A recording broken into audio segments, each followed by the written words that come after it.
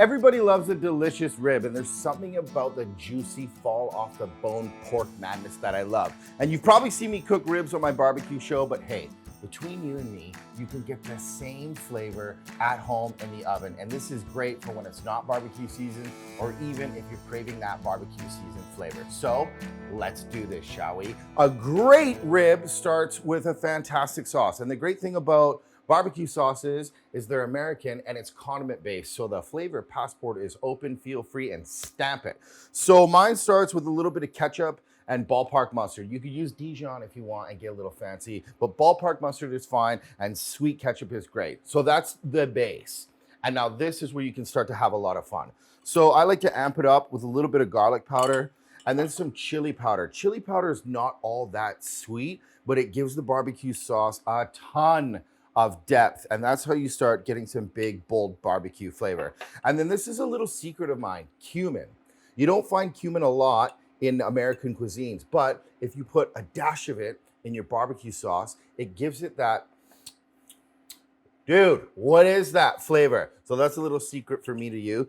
And because I'm not doing it on a barbecue, I want to amp up the smokiness. So a little smoked paprika does the job. It's a bit of that sweet heat and gives you a ton of nice smoke. And then onion, he's best friends with garlic, so onion powder is going in as well. And then it's all about the balance. So you want a little bit of that sweet and sour hit, some sweet and sour in the ketchup, but if you just put a splash of apple cider vinegar, it really helps with the body. And then to sweeten it up, you can use a couple different things. You can use, hello? Oh my God, this has been in my Nana's cupboard for like 3 months. You got any brown sugar, Nana? It's up near the scratching wins. That haven't been claimed since the 80s. So you can use honey or white sugar. I like brown sugar because there's a little bit of molasses in brown sugar, and brown sugar I find is a little bit naughty. And because there's molasses in the brown sugar, I'm gonna play with that even more and put in some really nice dark molasses. And it's refined cane sugar that's been cooked down. It's a little bit bitter, but boy is it complex. And then if you throw a little bit of that in there, it darkens the sauce and it really rounds it all out. So I just mix it around and then bring it up to a boil. It doesn't need to be super thick. You don't need to cook it for hours. You just want to melt the sugars and let the spices give each other a big old barbecue hug. Okay, so like the barbecue sauce, I kind of do the same thing to the ribs, and I like making a little rub. So I'm gonna mirror what's in the barbecue sauce for the rub. So again, garlic powder, a little bit of chili powder, cumin, smoked paprika, onion powder, and sugar.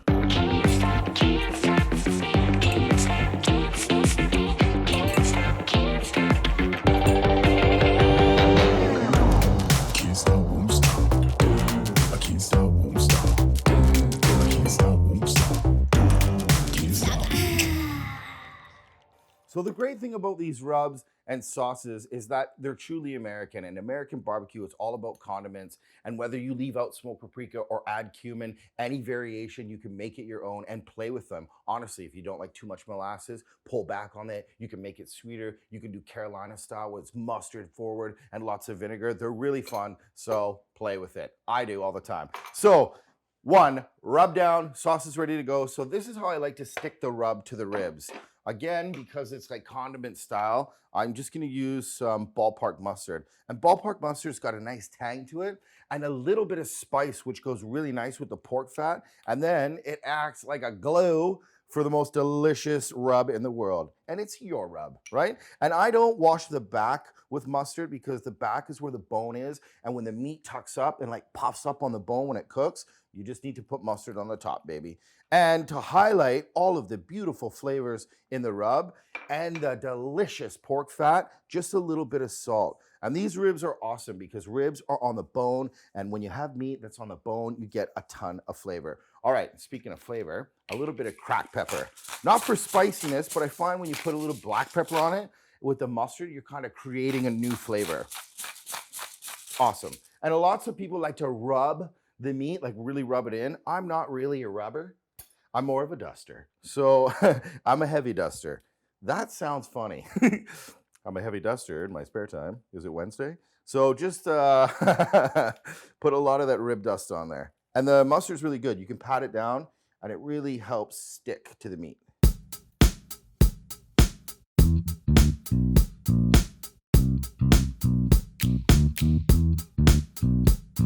So you can see from the mustard, oh!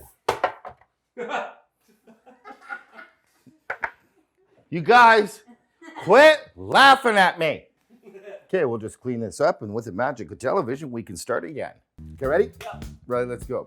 So when you put the mustard on, you can see when you add the spices, it just starts to soak into the meat, and it's a great way to stick that delicious rub on the ribs. So what I like to do is cook it in two parts. So the first is kind of like a little sauna for the ribs. So I like to put it on a little bit of tin foil, and then I like to cover it for about the first hour and kind of let it steam a little bit in there.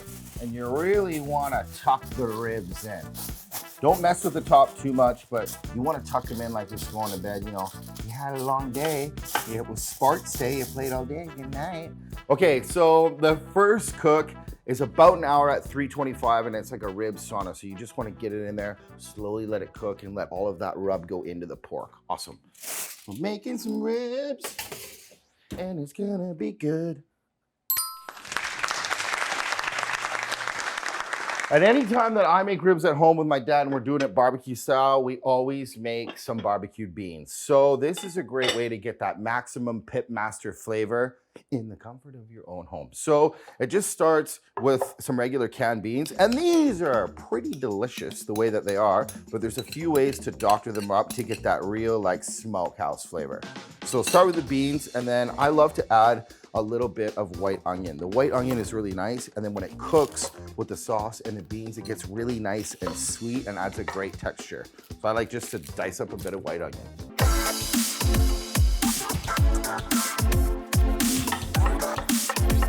So the white onion is gonna add a lot of flavor, a little bit of texture, and again, like the rub and like the sauce, I'm gonna like carpet bomb those flavors all over the ribs and the beans. So leftover spice mix, that can go in. Just delicious. You don't need to season it with salt because I'm gonna put that ridiculous barbecue sauce in it. Just a little hint of the barbecue sauce. It kind of mirrors the flavor of the ribs, and when the beans cook down, there's a lot of sugar in there, so they get really sticky and really flavorful. And I like my beans on the dark side. A little bit of the dark arts here. Some molasses. Don't be shy with the molasses.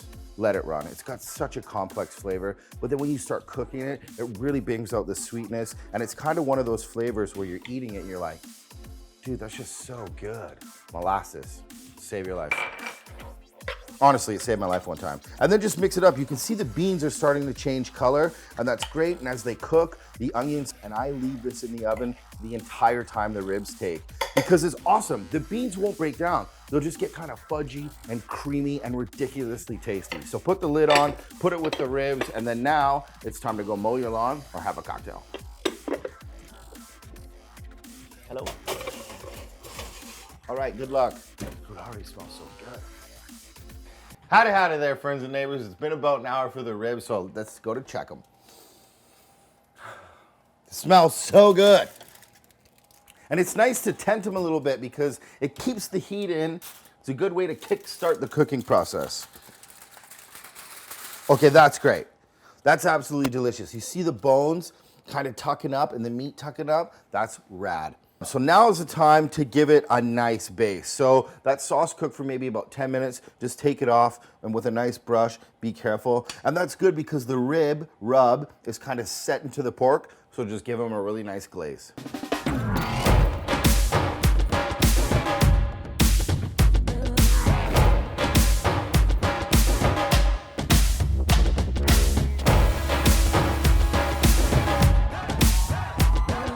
Perfect. Just give the ribs a little glaze, and then I put them back in the oven, and then turn up the oven to 375, and that's gonna turn that sauce, because there's so much sugar in the sauce, it's gonna like lock to it, and it's almost like a lacquer or a shellac.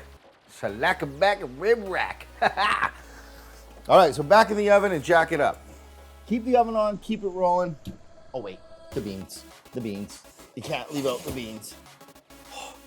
My dad's favorite part. All right, check these beans out. Woohoo! They're boiling away, and look at the onions. The onions, when you start cooking them in all that sugar, it's like they liquefy in the pan. Look at that. They're so good and tasty. They add a lot of flavor. Just mix it up, keep the beans going, and sometimes I'll even put in a little bit more of that molassesy, sticky, spicy sauce and just keep them rocking. The beans are great because they don't break down. They just get really nice and fudgy and flavorful. Okay, don't touch that, that's hot. All right, put the beans back in and keep her all rolling. If you're coming over tonight, don't bring any food, and please leave your wife at home because it's rib night.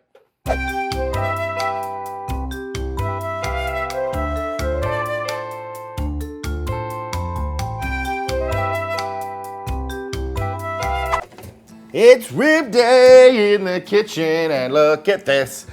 It's amazing that you can get like a barbecue pitmaster bark on ribs, done in the oven with a simple rub, a simple sauce. Just take it out, glaze it, leave it open, and it shellacks to the ribs. They look just delicious.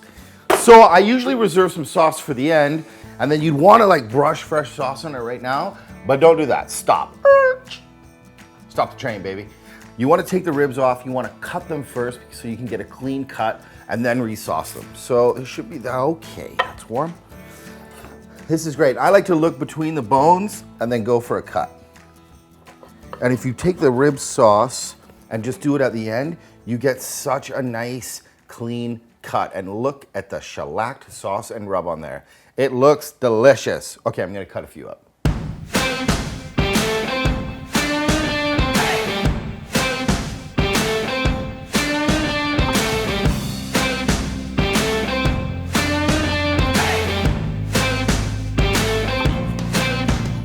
All right, so once they're all cut up, I like to line them up again, and then you can take the next brushing of sauce. And it's a good rib when they hold together and you can get a nice clean cut. And then just a little bit of the extra sauce on there. Oh my God, look at this. Take this, wait. This one is like champion style rib. So great, I gotta taste it. I mean, it falls off the bone. Like literally, you can take the meat and just pull it off the bone. Dude, they're so good. Oh wait, the beans. Oh, the beans, can't forget the beans. It's so simple, but you take those beans, a little bit of white onion, kind of get some of that barbecue sauce in there, and they're just delicious. They get really nice and super sticky. They're so good, they just cling to the spoon. That's a good bean. That's such a good bean. Okay, I gotta taste it. It's hot, it's gonna be hot.